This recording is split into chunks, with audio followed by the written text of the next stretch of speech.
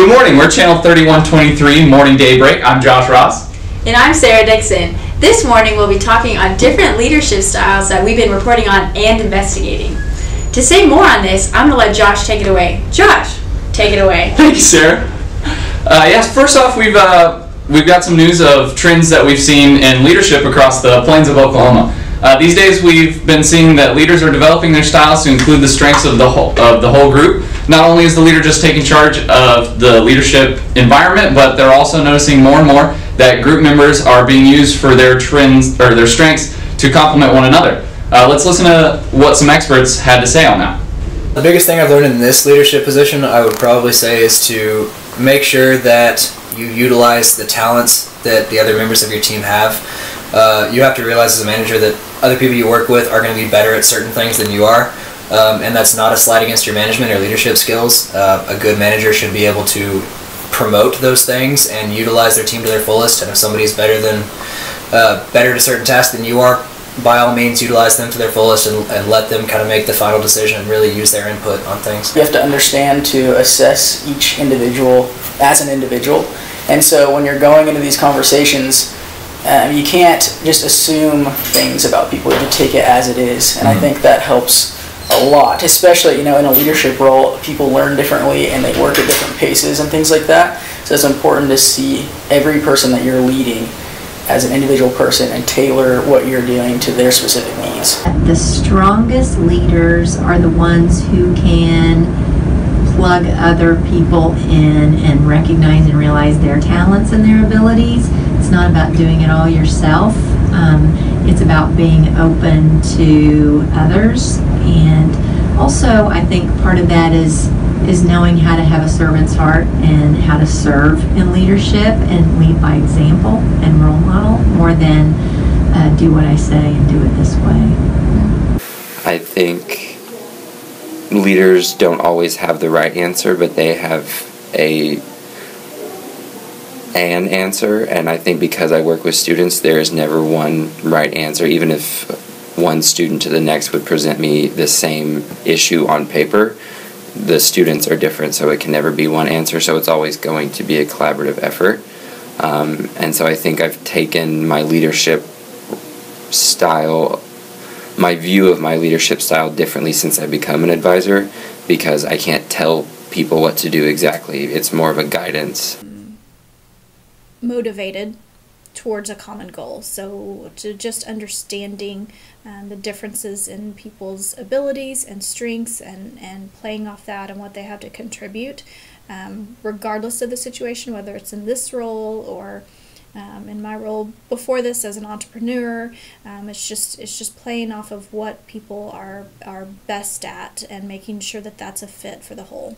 I really want the students to take initiative and do their job to the best of their ability, and I try to help them as much as I can without standing over their shoulder, and I really want them to learn and to grow from their experience.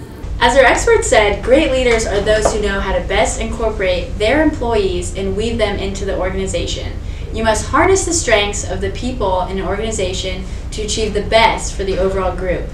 Our next trend that we've been seeing in leadership in our region is how many leaders, when they first start out very strong and have now transitioned to a more trusting role.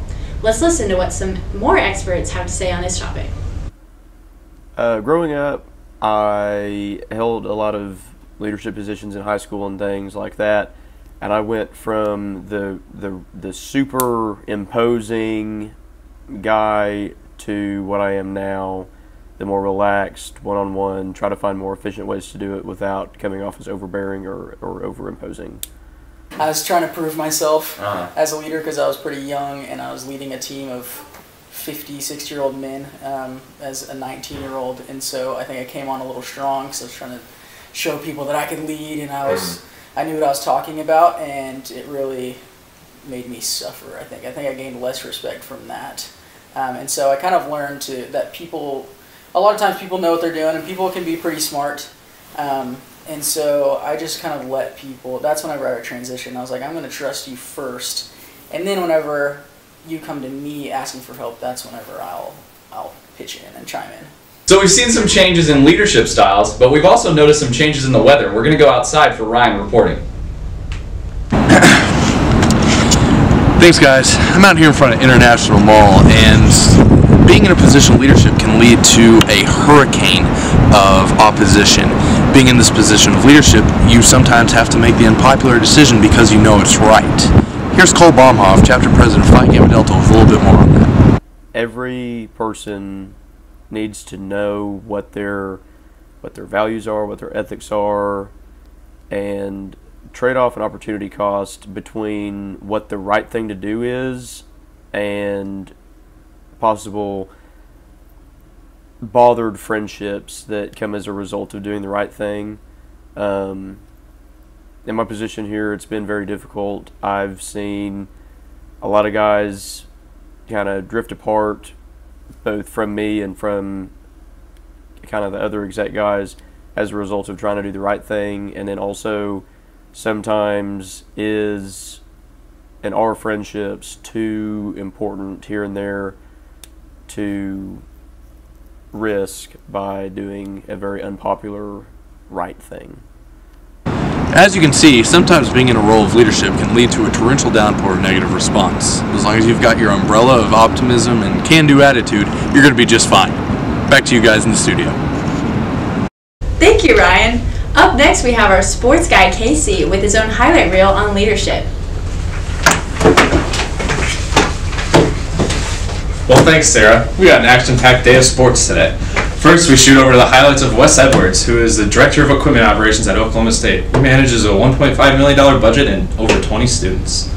I'd say that's as cool as the other side of the pillow. I think my style is lead by example. I won't have the people working for me do anything I wouldn't do or wouldn't be afraid to do. I like to delegate, give guys a task to do and trust them to do it, and then correct them if I need to. We find leaders today are trying to delegate tasks to employees they trust. Edwards talked about trying to hire and find students and staff that he trusts in the hiring process. I've had to learn to, like I said earlier, to delegate more. When I was younger, I used to think I had to do everything to make sure it was done right. But I've learned to delegate and trust those and hire people that I can trust to get the job done. He shoots and scores. It seems that Wes can really struggle as a leader trying to get his students to always follow his Christian values while he's leading. You know, I want to lead in a Christian way and making sure what I do reflects that, and that the kids and take that away from here when they do go out into the real world after college. Talks of Wes leaving in free agency have been greatly exaggerated. He loves his current position as the joy and happiness he gets from watching his students grow up in front of his eyes. He hopes his leadership positively affects everybody in their future.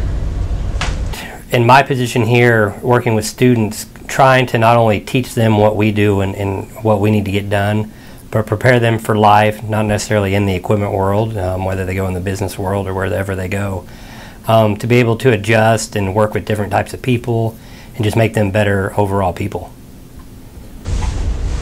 Now for Inside the Field. We have an exclusive interview with Brad, the longest tenured staff member of Cowboy basketball. Brad Lewis has been the head manager for the past 3 seasons, and during those 3 seasons he's seen 3 different head coaches and a lot of change. Things change a lot, and my role has been one of the consistent ones in the program, so learning how to adapt to others and just staying solid as a leader even through controversy or any other event, someone leaving or my boss leaving or any kind of event where I have to stay solid.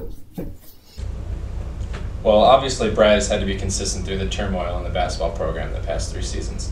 That's all we have for sports on 3123 Daybreak, and it looks like we're going to Ben with entertainment. Have you heard the news about relationships and leadership? What's going on, Ben? They're the new big thing. You wanna know why? Why? Because if team members and leaders can't get along, they're not going to get anything done. Watch this clip. Really about investing rather than leadership to me. It's really investing and making it a positive experience as a whole rather than just getting a job done. I I feel like if a person is happy in their job and has a great sense of what the goal is and feels good about their contribution to it, then the work getting done will be kind of a side effect of them growing and learning as a person. The relationship that I formed with the students is, I will never forget the students that have already graduated. You know, I love watching them get jobs and internships and really start their careers, and I hope to keep hearing from them long term. If you look at the basis of the relationships now, communication is key. In all teams, groups, everything, communication is key, especially with the leaders. Because they have to go out and tell the members what they expect of them. They have to use those skills and bring them forth. Talk to them, you know what I mean? Let's watch this clip. That, you know, you really need to communicate. That's the key to everything. So if I'm not telling a student what they need to be doing and they're not doing it, that's back on me, and I need to take full responsibility for it. Figure out that maybe someone isn't really in line with what we're trying to accomplish, and then what you do. So the challenge is, you know, trying to find a different way to motivate them, a different way to get them on board with what we're trying to do, and figure out, you know, really what makes them tick and what I can do to help them along. And, you know, occasionally, once in a blue moon, it's just not a fit. And so then there's the challenge of, you know, helping them find somewhere else that would be a better fit for them. So as you can see, communication is key within teams and leadership. So, it looks like it's almost happy hour, I think. Let's get out of here, Casey. See you guys.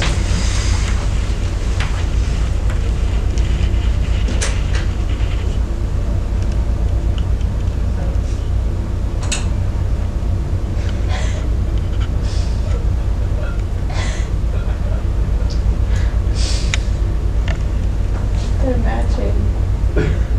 This is good. Look how high Casey's jeans are.